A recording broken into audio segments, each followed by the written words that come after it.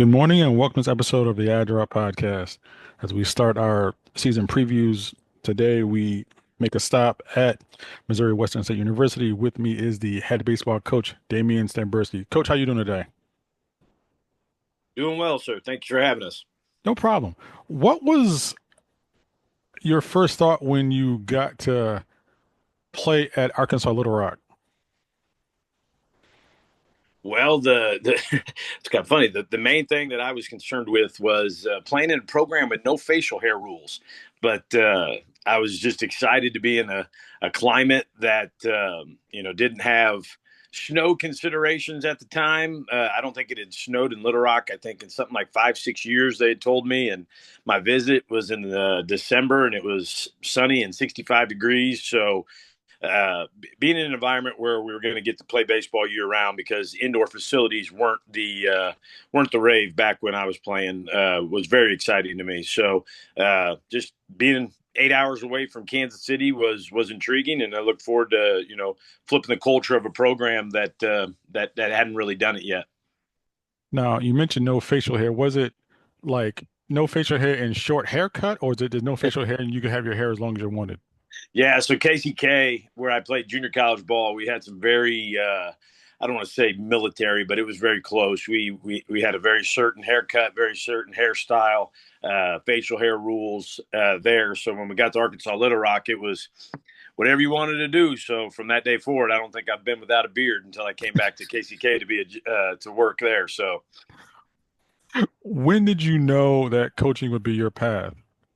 I took a job in telecommunications right out of playing, and for that 3 month period in the office, it was just miserable. So I literally took a voluntary job where I was getting paid. I want to say 3,000 a semester to be in charge of laundry, but then that grew into throwing BP, working with the outfielders, working with the hitters, and it just grew over time. So it took me 3 months of being behind a desk to figure out that I didn't really want to be behind a desk. What is it about the pull of the game that just no matter where you were or know you are, the game always seems to pull you back in? Well, I mean, a competition is, I would say it's addictive, and it's not necessarily the win or the loss. Obviously, that's what we're playing for, but the feeling of camaraderie. I'm not good at golf. I am good at ping pong, but better at doubles on ping pong. I love the team aspect of it. So just being in an environment to foster community, to foster relationships, to foster brotherhood, that just always drew me back to the coaching realm. Now, you had an extensive background as a recruiter. What advantage does that give you as far as being able to know who to recruit, what you want, and what you're looking for in a player? Well, this is one of the cases where being old is better. Been in this area for a long time. So I've got two phenomenal assistants. They're both young. Andrew's from St. Louis and Braden is from Kansas City. But, my time in this area allows me to have more of those connections and an understanding from the people that we recruit from, what our program's founded on. So it becomes easier to get the right families in place and not try to fit square pegs into round holes and have everybody speak in Griffin baseball the same way. Now, when you're recruiting, what intangibles would you look for? I know that coaches all want height, strength, speed, all the measurables, but what intangibles must a player have to be able to suit up for you? Yeah, we've got a set of core values here, and luckily it fits into a really clean acronym with GRIF, grit being on top of it alphabetically, but also something that we really value. You want kids that are tough. College baseball, college athletics are not they're not easy. There's long hours. That we don't play in warm weather a lot. It's a situation where You can have a lot of excuses and play the victim role, or you can just step up and control what you can control. So having kids that are disciplined, come from families that have worked and grown, their families or family businesses. Those are some of the intangibles. The ability to respond in real time. Again, not internalizing it and becoming a victim, but the ability to uplift others when you're at your darkest moment. We've got a very unfortunate situation that we're going through right now. One of our players was in a car wreck, and he's immobilized from the neck down right now, and has been for the better part of 6 weeks. And that young man's ability to keep perspective and what his goals in life are, it's an absolute testament to what our brotherhood and what our core values and his family more than anything have done over time. So not to get lost down there, but those intangible things of doing things the right way, being disciplined, facing adversity, those are a few of the intangibles we want to attack. Now, in taking a job at Western, you took over for a legendary coach. When you took over, and what was it like trying to build your own program? Well, it's different. Me and Coach Verduzco are very similar, but very different at the same time. The man's a champion. He's a winner. He did it his way, and I won't say my way is better, different. There are just some idiosyncrasies that make me who I am, and your program's obviously an extension of your core values and your belief structure. So the biggest challenge is the flipping the roster, and we've definitely done that in the 3 years that I've been here. And more than anything, the flipping of the roster is geographical more than anything.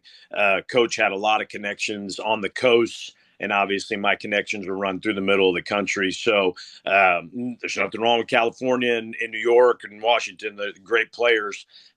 This is just where, my recruiting network is. So we've got a lot of kids and families from the area that I would say within a 3 hour circumference from Omaha to Middle Missouri, more than anything, the Kansas City to Topeka area. So that was the biggest thing, is just getting people that speak my same language. That must be a huge selling point to be able to say, you know what, your family can come watch you play in like a 2, 3 hour drive. Yeah, that's huge now with the changing of what college athletics has become. I think more than anything, you're going to need to find a fit, and there's no wrong level. But Division I baseball has subtracted 2,500 jobs just through their roster limitations. So Division II baseball, Division III, NAI, junior college, we're all going to get better talent now, but we're a smaller market team. We need to keep a roster cap in place. So we're starting to whittle down what we want to have here. So it becomes very important to make sure you get the right guys and that they feel connected to it. Well, how else can you feel connected but family? So having these families that are able to communicate, able to do things together, tailgate together at a football game, that was a very heartfelt moment when I looked out at our first football game this year. I'm running around on a golf cart doing one of the jobs that I do, and I've got my whole freshman squad. Every one of their families are tailgating out in the parking lot. That was just awesome. So, yeah, it means a lot to me, and it's definitely something in terms of our business model that we want to do. Is we want to have local kids with their families so that we can create that connection and that belief that comes through being together. Now, being in and around the game, I'm sure that you've seen when others have struggled with being able to keep that balance. How do you avoid burnout? Well, you got to do things away from baseball. So I won't give away all of our trade secrets, but we've got some stuff that we do in the fall that's not baseball. We do a lot of baseball, but I don't do a lot on social media, but try to keep somewhat of a presence. Sorry, and if you look at our Instagram, we had a paintball outing that we did right before Thanksgiving. So pretty cool, just getting the guys together away from the baseball, but never getting too far away because it is kind of the tie that binds. So, but just finding ways to be together and do things outside of our craft, I think, is a big way to avoid that. Last year, if you look at the stats, your batters did not strike out often. Is that being able to make solid contact? Is that taught, or is that something that is already in a player when he comes to your school? Yeah, so back to grit. That's a big part of what we do. And again, I won't give all the trade secrets away, but not striking out is a big part of what we want to do. We didn't do so well on getting the free 90 on the other end of that, but we'll do better with that this year. But we really want to prioritize getting to first base. So punching out's the worst way to do it. And our game is different than professional baseball. That on the other side of not striking out in professional baseball is a home run. That's not the case at the collegiate level. On the other side of not striking out is the possibility of getting to first base. And when you talk in terms of percentages, it's inordinate. The leadoff guy, if he gets on in Division II baseball, scores 83% of the baseball, 83% of the time. If the leadoff guy doesn't get on, you're a below 15% chance of scoring in that inning. So you've got to do some pretty extracurricular stuff in order to manufacture a run if you don't get on first base. So, yeah, we don't want to punch out. We want to find a way to get to first. You have a sophomore now in Mitch Mark, huge kid, 6'7", about 240, showed excellent control. What do you think his next step will be? Just confidence and belief. He came from a high school and a summer ball program that's done a lot of winning in their history, both of those programs. And it's hard sometimes as a freshman. We want to get you those innings, and we want to get you kind of indoctrinated to the difference of the game, the difference of the level. But you're going to get kicked in the head sometimes. So I think him not losing his confidence, continuing to work. I mean, he's a physical specimen. The work that he's done in the weight room. His roommate is also a 6'8" guy, Gunnar Narkar. Didn't have a great junior campaign, but those two are two massive individuals that have really worked hard, pushed each other. You can see a bond that they've created, and they want excellence. They want to be good. So I'm really, really eager to see how those two come back from winter break. Playing in the MIAA, there's definitely a sense of a grind. What makes that conference so tough as far as overall, as far as being able to compete not just in different areas, but different states and different regions? Well, I mean, the facilities are off the charts. We've got at the Division II level, our facilities are better than a lot of Division I programs throughout the Southland Conference, the Ohio Valley, the Missouri Valley. You got to get to the tops of those conferences where they have the indoors, the turf, the indoor covered cages that we have just inside the MIAA. Our school to Missouri Southern to Central Oklahoma. I mean, it's just off the charts. Washburn, Northwest, they all just put in massive indoors. Pitt State's got the whole gambit. So more than anything, the facilities to be able to train year round. And then obviously we're in the middle part of the country where you touch two of the Power Four conferences that, again, with roster limitations, there's a lot of kids in this area that they're going to fall and to Division II athletics and junior college athletics. So there's a lot of talent and there's a lot of facilities and a lot of good coaches in this area that know how to develop their players. Now you are a KC guy. I am a Carolina barbecue guy. Sell me on KC barbecue. I've had it. Wasn't quite a fan. Is there any particular style of KC barbecue that is your favorite? Mine, but I'm not going. I'm not going to argue with you because in my fridge right now I have a phenomenal bottle of North Carolina barbecue sauce. So I'm a barbecue aficionado. So I go both ways. So I go sweet, but I also go tangy. So I'm with you on the vinegar based sauce. So the main thing is it's just low and slow. You got to get a good bark.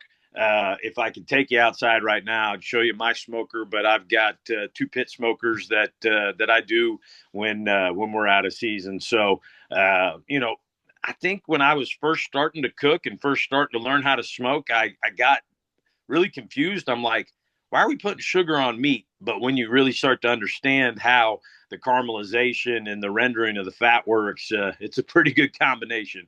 Where I will go with you, Arthur Bryant's puts too much sauce on their meat. That's way too much. A good dry rib like Gates, uh, Kansas City Joe's, which used to be Oklahoma Joe's, those good dry rubbed ribs and burn ends, those are really good. Now, being from KC, I'm guessing you are a Royals fan.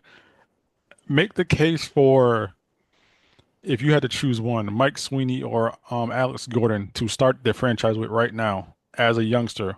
Which one would you start with? Well, okay, now do I am I starting them where they started their career or am I starting them where they finished their career? As a youngster, like Okay. if you could build around them, which one?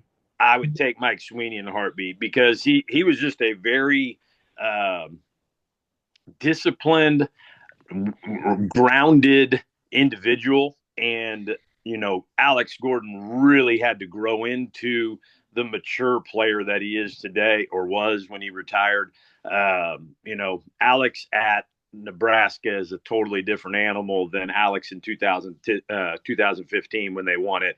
But, and not to say Mike Sweeney never matured or had to grow, but the Mike Sweeney in college days and whatnot, he was a very grounded, humble individual. And again, not taking anything away from Alex Gordon and the man that he is, but Mike is definitely someone that if you grow up in the FCA realms, you know his religious background and his faith and how grounded he is as an individual. So definitely would start with that young man. Who's your favorite Royals player of all time? I mean, it's George Brett. That's when I grew up, So George Brett, but I had an opportunity to be around Dan Quisenberry a lot growing up. So getting to know his sons and hear his thoughts on the game was very cool. Dennis Leonard was a guy that we grew up with, and he was just the consummate 80-82 guy that he just threw everything at hitters. Not to say he didn't throw hard, but he was an absolute pitcher, kind of a Greg Maddux before there was Greg Maddux. So those guys were always around Kansas City. They're forever Royals. Quisenberry, Brett, and Dennis Leonard. So those were the guys that I grew up idolizing. Quisenberry, for those who listen or a little bit younger, he was a sidearm pitcher. And if you're of a certain age, like I am, you wanted to try to throw like that, and nothing hurts your shoulder more than doing that wrong. Yep, no doubt, no doubt. That that's kind of where we take guys now that can't throw hard, is you take them underhand. But yeah, he was a special one, and again, just an ultra competitor. And one of the best closers in baseball, the head coach of Missouri Western State University, Damian Stambersky. Coach Stambersky, thank you so much for joining us on this episode of the Ad Drop Podcast. Terrance, thank you, sir.